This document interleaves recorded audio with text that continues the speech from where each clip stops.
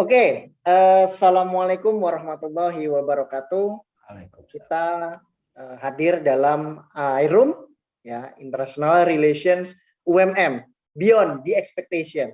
Nah, kali ini kita akan menghadirkan tamu ya, yang menurut saya itu luar biasa, ya, karena mungkin akan menginspirasi ya buat teman-teman, ya, khususnya di mahasiswa hubungan internasional ya, yang mungkin nanti bisa punya pandangan ke depan.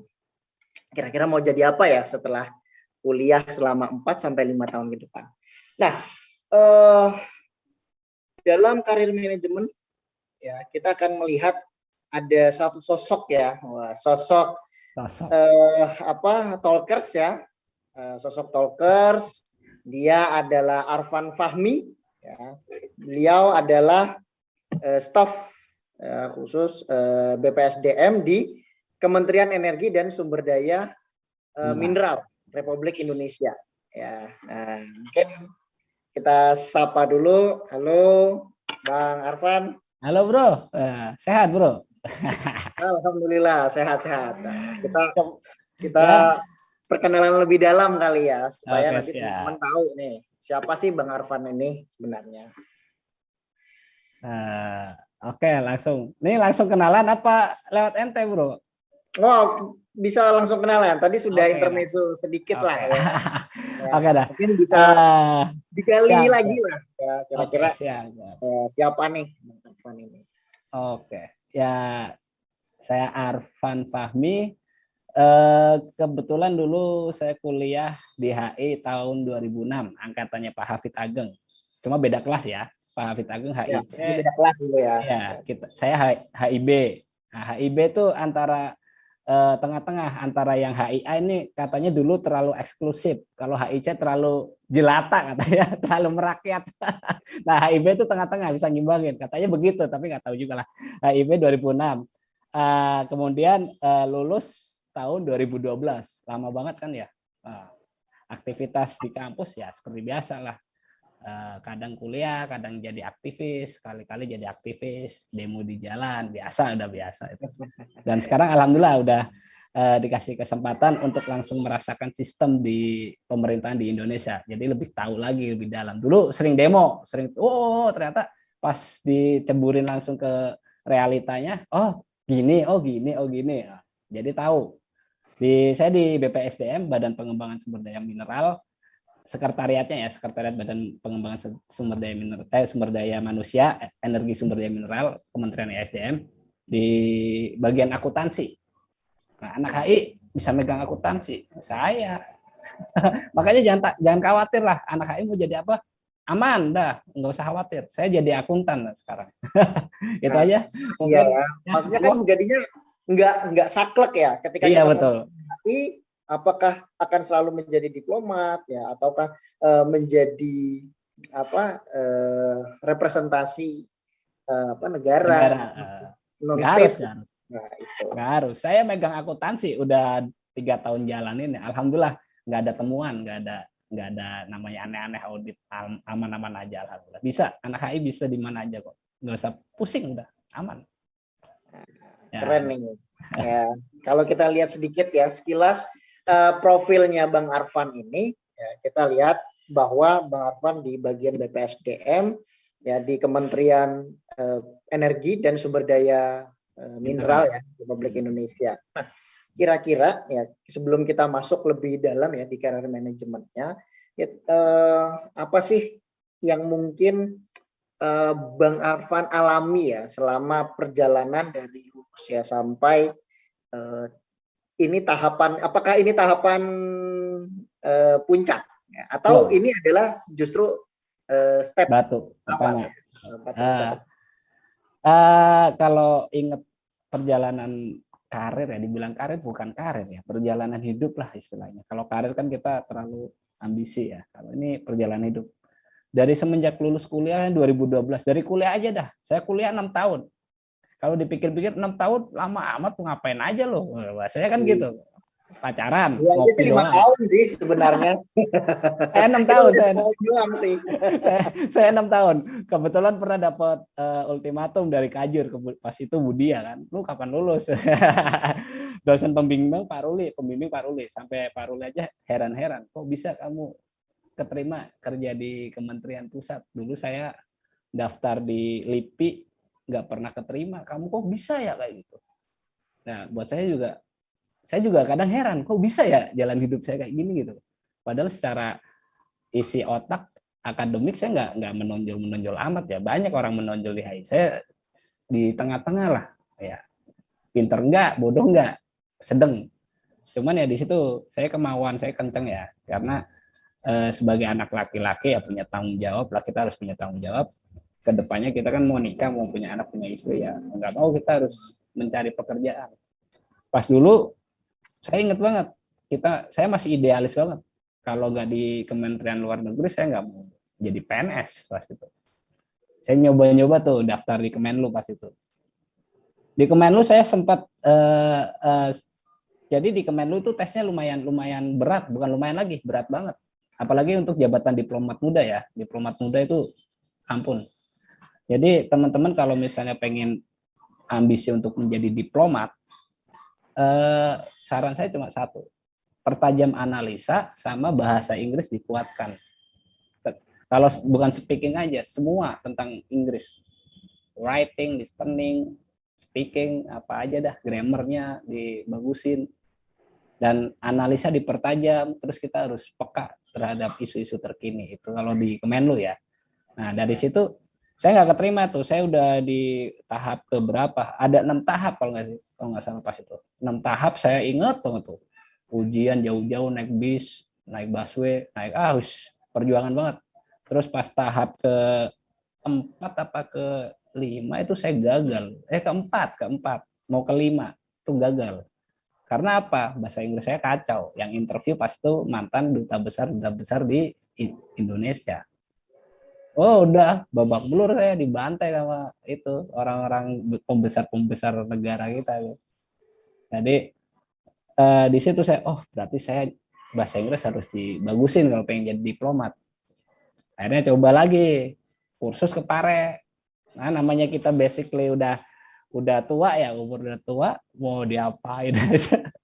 Belajar grammar pas di Pare inget, pas lama nggak ngasah lupa lagi, ya udah akhirnya udahlah pasrah aja. Nah saya sempat ikut tes untuk Kementerian Luar Negeri diplomat. Saya gagal, terus terang gagal, dan itu tesnya emang luar biasa berat. Nah habis itu setelah lulus persis itu, setelah lulus persis saya pernah gabung di partai. Di partai itu bukan di partai saya jadi anggota partai, enggak, saya kerja di partai untuk bagian input data pemilu. Pas itu mau pemilu 2000 Jokowi periode pertama kalau nggak salah. Jokowi apa SBY periode kedua ya, lupa saya. Saya pernah di partai nggak nyampe setahun, saya keluar karena atmosfernya udah nggak bagus lah buat saya tuh. Ada di satu partai, saya sering ke gedung dewan, ke komisi, pas itu komisi. Partainya nggak bisa disebutkan ya? Apanya? Partainya nggak bisa disebutkan ya? Aduh, saya bukannya takut ya. Lagi ya. Saya bukannya takut, nggak takut sih, cuma nggak enak aja.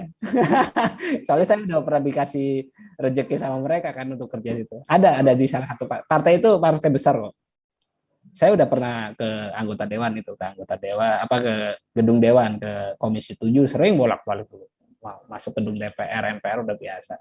Habis itu udah kan, karena target ketua partainya ini udah tercapai. Nah, di situ ada konflik internal tuh. Mulai nggak nyaman dah, konflik internal biasa.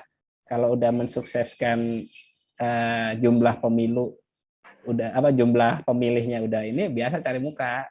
Yang di atas itu sikut-sikutan biar dicalonin atau apa, nggak tahu lah. Kurang paham saya. Nah, itu saya keluar lah. Saya sempat di namanya travel and tour and travel. Kebetulan saya hobi jalan-jalan. Ya, jadi sempat menikmati di tour and travel. Ini salah satu tour and travel terbesar setelah Panorama, saingannya Panorama. Dulu kalau mungkin teman-teman pernah dengar Panorama Tour and Travel, itu saingannya Panorama Tour and Travel. Saya di head office-nya pas itu, ikut manajemen trainingnya. Nah, ikut manajemen training, bikin AIUEO, bikin itinerary, bikin rencana perjalanan kayak apa, bikin produk. Saya udah pernah ngerasain itu. Anak HI bikin produk perjalanan kan luar biasa ya, digembleng habis. Nah, itu udah berjalan itu nggak nyampe setahun juga, karena kita terlalu diperas banget otak sama pemasukan income itu nggak sesuai lah. Biasa kalau anak baru biasanya alasannya ya biasanya agak sedikit terganggu itu. Ya, alasannya kantor sih anak baru digembleng dulu, ntar baru ngikutin. Nah, digembleng saya udah bikin produk banyak, udah terjual. Pas itu saya bikin produk bukan perjalanan untuk yang nyaman-nyaman kayak city tour, enggak. Saya bikin perjalanan itinerary pas itu naik gunung. Pas itu belum trennya naik gunung tuh. Naik gunung, jelajah hutan, diving, surfing. Sebetulnya saya punya banyak kenalan teman-teman yang suka kegiatan outdoor gitu. Pas itu saya bikin itu udah diapresiasi banget pas itu. Itu udah keluar aja nggak nyaman. Keluar sempet nganggur sekitar 3 tahunan lah, mau 3 tahun tuh saya nganggur. Agak frustasi juga sih, sampai diledekin tetangga, anak kuliahan kok nganggur, kan agak frustasi. Nah, jadi beban tersendiri ya. Iya, dengar kata-kata S1 kok nganggur. Nah, ya, waduh. Sempet kepikiran, tapi bodo amat lah. Emang gue pikirin, bahasanya kalau orang Jakarta, emang gue pikirin, gue kagak minta makan sama lu, bahasanya gitu. Iya. Nah, tetap beban moral ada, beban moral ke orang tua tetap ada. Cuma orang tua saya alhamdulillah orangnya slow. Nah, sedapatnya aja. Sambil nganggur gitu, saya jaga toko punya orang tua. Nah, jaga toko. Saya ikut interview itu bolak-balik ke ya dari Tegal. Saya dulu domisili di Tegal lari ke Bandung, bawa motor sendiri, interview di Bank Muamalat. Saya masih ingat di Bank Muamalat. Nah, habis itu ke Surabaya pernah naik bis, ngecer kayak ngeteng, pindah-pindah bis pernah. Ya 3 tahun saya jualan jilbab, pernah saya jualan jilbab online dulu, belum rame Tokopedia sama Shopee, bahasa online berarti ya. Berat modal BBM pas itu, aku ingat BBM jelek itu, tapi alhamdulillah saya bisa ngelayanin customer luar Indonesia ada. Jadi ada orang kita juga, TKI juga sih. Jadi bisa ngirim ke jadi agen produk lo ya berarti ya. Iya. Habis itu udah jalan lumayan lama. Iseng lagi kakak saya, pas itu aku di Malang, masih ingat saya di Malang. Kakak saya ngasih info. Kakak saya kan kebetulan di ISDM juga ya, di Kementerian ISDM juga, dia di Direktorat Jenderal Minyak dan Gas. Alumni UMM juga, Ilmu Komunikasi. Oh iya, kok. Ya, dia di Direktorat Jenderal Minyak dan Gas, minyak gas bumi lah. Dirjen Migas. Dikasih info pas aku di Malang. Pan, ijazahmu ndi? Lah, di rumah di Bekasi, kan nebeng sama kakak di Bekasi. Kenapa Mbak? Ini mumpung ada lowongan ISDM anak HI, jarang-jarang anak HI dibutuhin orang ISDM ini. Aku mau aku pertama karena frustasi yang bolak-balik ikut tes CPNS gagal mulu, gagal mana kan. Kalau kata orang Tegal gagal mana. Akhirnya udahlah. Udah akhirnya saya kasih tahu, ini di sini deh. Didaftarin sama kakakku. Terus ternyata lolos berkas. Kalau kata orang Jawa, kalau udah terlanjur basah nyemplung aja sekalian kan, berenang aja. Terus aja ya, the show must go on lah ya. Betul. Awalnya saya nggak mau. Gue nggak mau jadi nggak mau jadi PNS karena udah frustasi kan. Dulu itu anti banget saya jadi PNS. Kenapa sih kok anti? Ya image PNS selama ini kan di masyarakat terlalu buruk ya. Karena apa? Karena masyarakat melihatnya di daerah. Coba ngeliat yang di pusat, pusing, kasihan. Di Terlalu pusat banyak tuh tekanan ya. bukan tekanan aja, pekerjaan juga banyak. Nggak tahu waktu. Yang staf-staf hore itu. Iya, nggak tahu waktu kerjaannya. Kadang jam 8 di WA, jam 9, jam 10 di WA, ini ada kerjaan nih. Apalagi pas ini WFH. WFH itu bukannya enak loh Mas Bro. Kerja nggak tahu waktu. Kerjaannya Kerja, jadi luar biasa ya. iya, mestinya jam 8 sampai jam 4 kita ngerjain kerjaan, dibalik. Jam 8, jam 4 santai, jam 4 ke atas sudah kedebak-kedebuk. Biasa. Kalau di PNS kan garis pekerjaannya itu kan jelas kan ya. Kalau ada instruksi namanya disposisi ya, disposisi instruksi kerjaan ini nanti turun temurun. Nah, yang terakhir staff. Kalau yang atas cepat geraknya, paham, langsung kita kerjain. Kalau atasannya bego, kumaha iya. Kagak paham juga kan. Ini harus diapain Pak Arfan, malah nanya ke staffnya. Kadang ada atasannya kayak gitu. Malah nanya. Ntar kalau ditanya alasannya, saya kan ngetes Bapak. Saya kan ngetes Padahal Bapak. sama-sama nggak tahu ya. Padahal nggak ngerti. Ya. Itu udah biasa kayak itu. Itu mohon maaf ya, ini realita. Kalau ada yang nggak terima, monggo. Buktikan aja. Tapi bener, kadang ada atasannya nggak ngerti pekerjaannya kayak gimana. Terlalu percaya sama bawahan. Nah, bawahannya kadang yang staff itu kadang ngapain sih gue ngerjain gini, atasan itu kan kerjaan atasan. Kadang pekerjaan seorang atasan tuh dilimpahkan ke bawahan. Malah kadang, mohon maaf nih, malah karena dia percaya satu orang aja walaupun dia honorer, pekerjaan seorang eselon itu kadang yang ngerjain seorang honorer. PNS atau honorer itu kan luar biasa sebenarnya. Itu ya lagi-lagi balik bukan kita nyalain sistemnya, balik ke individunya. Kalau individunya nggak mau repot ya apa-apa dilempar ke itu kan. Ada aja sih atasan yang kayak gitu. Ya biasa lah ya. Mungkin dunia kerja karena punya power hierarkis yang jelas ya. Betul. Pekerjaannya biasanya memang diberikan kepada ya junior lah ya. Alasannya ngetes. Ya. Di ospek ya. Junior tinggal ngomong terus terang, aku malas ngerjain ini, kerjain dong, minta tolong kerjain, kan enak ya pakai acara ngetes. Kayak kita bego-bego amat.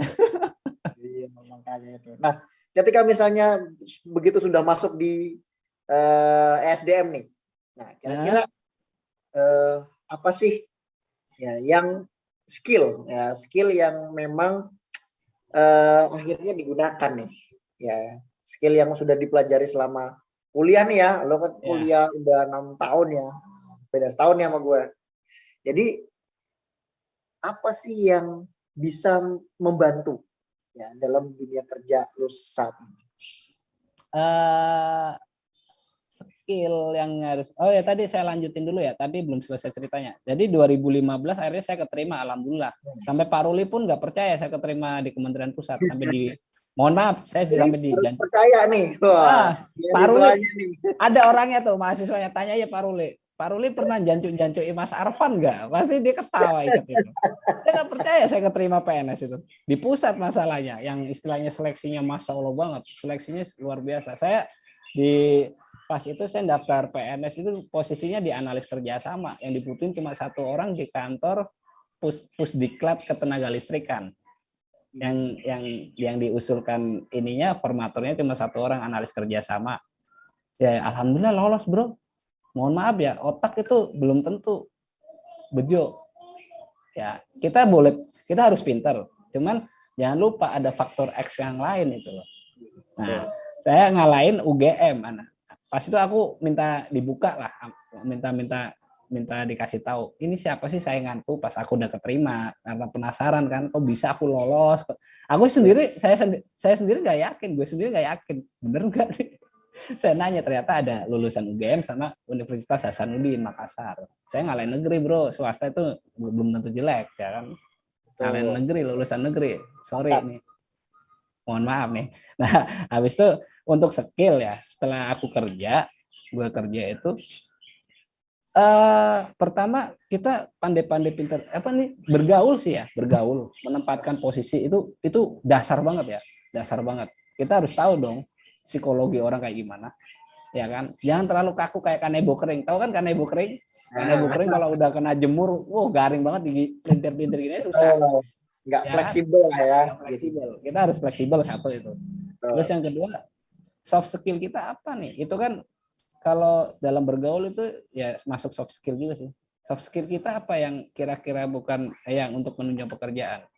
Misalnya anak HI itu terus terang anak HI itu identiknya bisa bahasa Inggris. Dan saya dites, benar-benar dites pas itu. Pas aku megang analis kerjasama, ada atasan mau ada acara konferensi di mana ya? Pokoknya di negara ASEAN lah. Tentang energi baru, bro. Bayangin lah, kita belajar HI kan politik. Betul. Ya kan? ISP-nya tentang energi baru dan terbukaan di politik lingkungan. ISP-nya tentang politik kan? Iya kan? Iya kan, English special purpose-nya disuruh nerjemahin tentang bahasa teknik. Gimana nggak meledak kepala? Ini apaan istilah kayak gini itu. Jadi orang luar tuh ngeliat orang HI, lulusan HI itu pinter bahasa Inggris. Itu udah bener-bener ada kayak gitu. Dan saya membuktikan, disuruh nerjemahin bahasa-bahasa tekniknya meledak kepala aku. Apaan nih? Turbin, baling-baling, bilah kipas, bilah kincir, apalah. Tentang geothermal. Ya elah, di kuliah aja nggak pernah ketemu bahasa gitu. Sekalinya kerja, ketemu bahasa gitu, suruh bahasa Inggris lagi. Itu modern itu. Jadi satu tantangan tersendiri lah ya. Ya, jadi skill yang kita butuhin salah satunya bahasa. Saya paling nyesel banget saya dulu, mohon maaf nih, flashback lagi ke belakang, SMP SMA saya di Gontor. Saya di Gontor. Tahu sendiri lah Gontor, Pondok Gontor ya. Arab Inggris sendiri itu. Bilingual language kan, ada slogan bahasa adalah mahkota kita. Language is our crown. Tapi ya karena saya bahasa Inggrisnya, bahasa Arabnya cuma sekedar naam yes no, nyesel juga nggak belajar, kesempatan mempelajari bahasa gitu loh. Itu bahasa yang kedua bahasa itu penting banget karena kita lulusan HI. Terus yang ketiga, kita jangan ketika dipasrahin pekerjaan kita nggak tahu, jangan diem toh. Aku nggak bisa Pak, aku nggak bisa Bu, jangan kayak gitu. Dicoba dulu. Kalau nggak bisa baru ditanya, kenapa kok ini saya nggak bisa Pak, saya udah nyobain ngerjain gini. Jadi aktif bukan aktif dalam artian kita aktif nyari muka ya, biar atasan senang ke kita, enggak. Jadi atasan itu kalau minta tolong apa, jangan bilang nggak bisa dulu. Oke Pak, saya kerjain. Nah, kalau udah nggak bisa, jangan diem. Kita tetap nyampein, Pak, saya udah ngerjain gini, mohon koreksinya. Kira-kira gimana? Saya nggak tahu apa-apa, gini-gini. Jelasin aja. Nah, itu berhubungan juga dengan kreatif. Kita harus kreatif. Kalau kita nggak bisa, ya kita harus gimana caranya kita itu bisa gitu. Kreatif. Reaktif dan aktif ya. Kreatif dan aktif itu perlu. Aktif misalnya punya usulan apa. Kadang itu atasan ngetes, kita ikut rapat. Saya sering banget diajak rapat sama orang-orang penting ya, orang-orang petinggi-petinggi di negeri ini ya, kayak Pak Dahlan Iskan pernah, terus direktur di PLN pernah. Itu kadang atasan kurang ajar, kita disodorin, dijorokin, suruh ngomong. Coba Pak Arfan langsung nyebut nama, coba. Langsung dimention ya. Kira-kira sejauh mana sih? Menurut Bapak gimana? Ada langsung menurut Bapak ada ide nggak? Aduh, pernah kayak gitu saya. Aduh, mau nggak mau langsung pikir cepet. Udah itu kreatif. Ini harus benar-benar ngerti kan. Pernah ditunjuk kayak gitu, to the point. Ada masukan nggak Pak Arfan? Kalau kita diem nggak ada Pak. Ya, kita kalau pengen kelihatan wah di mata orang kan sampaikan, walaupun itu menurut kita itu bener ya, sampaikan aja. Salah bener urusan belakang, nanti kan dikoreksi. Itu berani, kita harus berani. Bukan berani dalam artian gegabah ya, kita harus tahu sikonnya. Kalau udah diminta untuk ngomong, jelasin aja. Kreatif, aktif, terus berani, terus yang paling penting lagi kita harus berintegritas, jujur, penting banget. Modalitas utama ya mungkin ya. Betul. Walaupun terkadang ada atasan yang seneng orang yang bisa diajak main-main, walaupun itu kadang ada ya kayak gitu. Cuma jujur itu benar-benar penting. Bikin kita selamat. Alhamdulillah aku nggak pernah kena masalah apa-apa tentang duit. Saya udah pernah posisi di kementerian itu, di kantor tuh udah pernah jadi PPHP, panitia penerima hasil pekerjaan. Itu paling terakhir proses lelang barang, pengadaan barang. Udah pernah jadi itu. Itu kalau kita nggak kuat iman, ada barang yang mestinya nggak lolos, kan kita yang meriksa tuh, ya kan, PPHP tuh. Itu bisa disuap, udah enak banget tuh. Nah, itu PPHP. Itu yang disebut ladang basah ya mungkin ya. Nah, pokoknya yang berhubungan dengan pengadaan, orang mikirnya banyak duitnya. Basah disiram, becek banjir mungkin kali ya. Banjir ya, bisa iya. menang malah. Habis itu di PPHP itu aku naik ke unit layanan pengadaan. Unit layanan pengadaan itu kelompok kerja yang ngurusin tentang lelang. Nah, kelompok tim di ULP, unit layanan pengadaan. Nah, itu yang menentukan spesifikasi barang yang mau dibutuhin apa aja. Kita yang nyari-nyari mau ngadain barang apa nih, bahasanya kayak gitu. Itu di ULP. Mantap.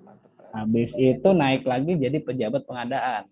Itu yang teken semua dokumen pengadaan sama P2K. P2K itu tangan kanannya pejabat kepala kantor lah. P2K itu yang teken kontrak, teken semua kontrak, kita yang teken dokumen pengadaannya. Jadi dari ULP ngajuin pengadaan apa, disodorin ke kita. Nih, aku butuh nih, kita yang bikin dokumen, kita yang tanda tangan. Nanti kita ajukan ke P2K namanya. P2K itu yang neken, oke, pengadaan ini oke, saya setuju, tanda tangan, cairlah duit. Kalau P2K nggak tanda tangan, nggak ada cair duit. Jadi alur kayak gitu. Nah, tinggal P2K saya belum nih. Cuma saya nggak mau. Ini cukup apa ya, punya banyak peran-peran kunci ya. Yang Alhamdulillah, iya. Mungkin bisa memicu ya, satu memicu ke sisi negatif, dua ya bisa mempertahankan positifnya. Ya, itu integritas penting. Integritas tadi ya diuji ya. Iya, penting banget integritas. Nah, kemarin saya sempat mau diusulin P2K, cuma saya nolak.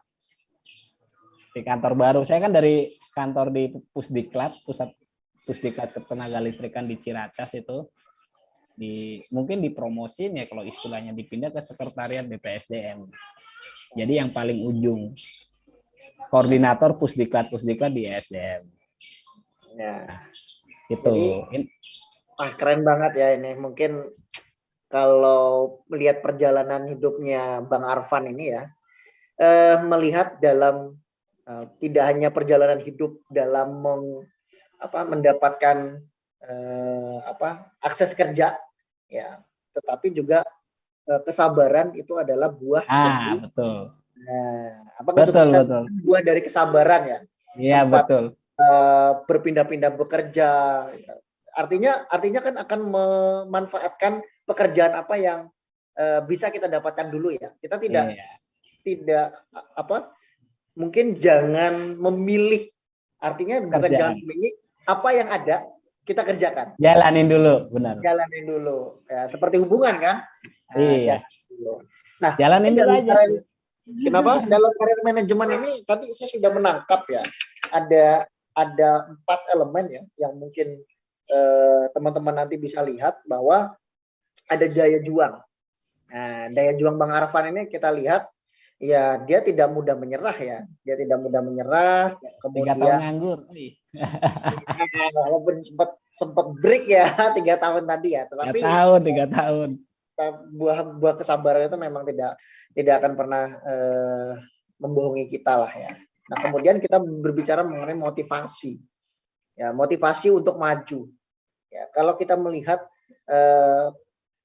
dari perjalanan awal tadinya, itu kan ada motivasi ingin berkembang. Ya, semua makhluk hidup ya itu pasti berkembang ya. Seperti teorinya Arnold Toynbee ya, lupa tentang teori organisme ya. Teori organisme mungkin lu lupa. Teori saya lupa. organisme itu iya, teori organisme itu kan sesuatu yang dari kecil ya kemudian Jadi gede, bertumbuh menjadi besar, kemudian mati dan dia hidup lagi. Iya, reinkarnasi kayak gitu lah ya. Motivasi yang penting ya, mungkin menularkan ke adik-adik kita ya, ke teman-teman IROM ini. Nah, kemudian kreativitas. Ketika kita melihat kreativitas, Bang Arfan ini juga cukup kreatif ya, ketika dimension di dalam rapat, dia mampu untuk mengcapture apa yang harus dia utarakan dalam memberikan ini ya, dalam memberikan urun rembuk sebuah ide ya. Itu juga akan menjadi nilai positif. Ya, akan bisa menjadi nilai positif bagi Bang Arfan sendiri ya, atau mungkin teman-teman yang dalam dunia kerja. Nah, kemudian yang terakhir melihat adanya kemauan untuk mempelajari hal baru. Satu lagi, Bro. Satu Kenapa? lagi. Saya lupa. Kita manusia dilahirkan itu punya kelebihan dan kekurangan kan. Benar nggak? Ya kan, kayak mungkin Mas Hafid kelebihannya ganteng, kekurangannya saya jelek. Nah, tapi jangan dijadiin kekurangan itu sebagai ancaman. Boleh ancaman, tapi ya dievaluasi lah. Kita kurangnya apa sih? Kita belajar dari kekurangan. Nah, yang saya sampaikan, kalau punya soft skill, apapun soft skillnya itu, kembangin. Anak HI bisa main musik, kembangin aja main musik. Sewaktu-waktu orang kantor butuh hiburan, Pak, saya bisa main musik. Orang akan langsung melihat, oh, bisa ya ternyata kamu. Dan itu akan mendatangkan rezeki-rezeki yang beruntun. Kayak saya, anak HI, bisa gambar nih. Contoh ini karya saya nih, belakang. Saya iseng aja di lingkungan. Kira itu aplikasi itu. Enggak, ini gambar nih. Tuh. Ini saya bikin positive vibe. Tuh. Nggak boleh negative thinking di sini. Jadi ketika di RT sini ya, saya kan termasuk warga baru di sini nih, warga baru. Saya baru pindah setahun. Ketika saya ngeliat bapak-bapak lagi bikin bersihin sekretariat RT, saya tuh langsung, Pak, beliin bapak. Saya minta bapak beliin saya cat. Buat apa, Van? Udah beliin cat, gak usah mikir. Beliin cat apa aja, warna apa aja dah. Warna apa, Van? Warna putih. Saya gambar tuh tembok sekretariat yang biasa buat olahraga tenis meja. Alhamdulillah dari kreatif itu warga sekitar tuh ngeliat, Pak Arfan pinter gambar ya, datanglah rezeki. Ini aku lagi nggarap mural itu, mural disuruh gambar mural di rumahnya. Nanti bikinin di rumah saya ya. Udah pas saya bikin di rumahnya bapak ini, datang lagi tetangganya ngeliat rumah, gambarnya bagus. Ada dia kebetulan punya kafe anak muda. Itu udah next job itu udah ngantri. Nah, kalau punya soft skill kayak gitu nggak usah diumpetin, tunjukin aja, kembangin, tunjukin. Kalau sekiranya kita pede dengan kemampuan kita, keluarin aja. Anak HI nggak harus pinter bahasa Inggris, anak HI nggak harus pinter main musik, anak HI semua yang kita bisa kerjakan, latih terus. Saya bisa main musik, bisa. Bahasa Inggris enggak, saya nggak bisa bahasa Inggris, tapi saya bisa gambar, saya nggak kalah sama orang-orang. Saya bisa apa? Bisa akuntansi. Pertama nggak bisa, dipelajari, bisa diasah terus. Ini jangan pernah malu untuk belajar.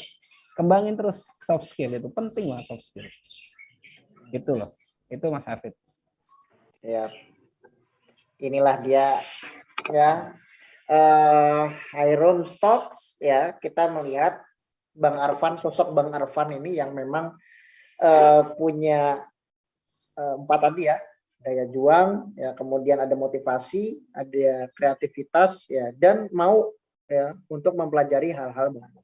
Nah, mungkin teman-teman juga bisa melihat ya dari dalam, ketika misalnya ada sesuatu yang memang di luar hubungan internasional, kita bisa dapatkan, kita bisa jadi sebuah nilai plus ya, ketika di dalam hubungan internasional ya, teman-teman mampu melihat atau mengasah analisa tadi ya, ketika mampu menganalisa lebih jauh, ya justru malah itu menjadi nilai positif untuk teman-teman. Ya. Dalam Bertajam melakukan analisa. apapun, ya mungkin bisa diukur melalui SWOT ya. Iya, SWOT. Apa kekuatan, kelemahan, ya kemudian kesempatan dan ancaman dalam dunia kerja. Nah, itu yang mungkin bisa kita kupas ya pada hari ini di tamu kita ya Bang Arfan Fahmi. Nah, terima kasih ya Bang Arfan Fahmi. Iya, saya minta Dan maaf kalau terlalu ceplos-ceplos ya. Nah, nggak apa-apa. Ini malah justru bisa membangkitkan positive vibes tadi ya. Iya, positive vibe tuh ya. Positive vibes teman-teman iRoom Stock ya sebagai seorang mahasiswa yang punya jati diri ya dan mampu mengembangkan kreativitasnya. Mungkin itu aja. Sekian, terima kasih. Kita ketemu di pertemuan berikutnya. Terima kasih Bang Arfan. Salam Mantap. untuk keluarga dan para bos di Jakarta. Ya. Maju buat teman-teman ya. Semangat. Oke, Ya. thank you. Terima kasih semuanya. Wassalamualaikum warahmatullahi wabarakatuh. Waalaikumsalam.